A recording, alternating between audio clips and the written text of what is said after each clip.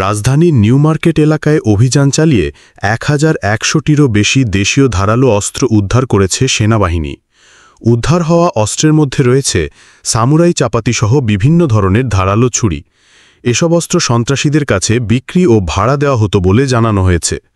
শনিবার রাত ২টার দিকে সোহরাওয়ার্দী মেডিকেল কলেজ আর্মি ক্যাম্পে সংবাদ সম্মেলনে সেনাবাহিনীর ৪৬ স্বতন্ত্র পদাতিক ও ব্রিগেডের অধিনায়ক লেফটেন্যান্ট কর্নেল নাজিম আহমেদ এসব তথ্য জানান।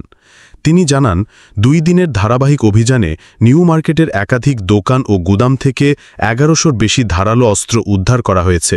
এসব অস্ত্র কোনো গৃহস্থালী কাজে ব্যবহার হয় না। গত কয়েক মাসে একাধিক হত্যা, চাঁদাবাজি ও ছিনতাইয়ে ব্যবহৃত এসব অস্ত্র হতো। আমরা যখন কোনো সন্ত্রাসীকে গ্রেফতার করি, তাদের কাছ থেকে এই ধরনেরই সামুরাই পেয়েছে। তিনি আরও জানান, তারা দোকানের সামনে অন্য জিনিসপত্র ওপেনে বিক্রি করলেও এসব সামুরাই গোপনে গোডাউনে রেখে দেয় এবং সেখান থেকে তারা কুরিয়ারের মাধ্যমে হোম ডেলিভারি দিত।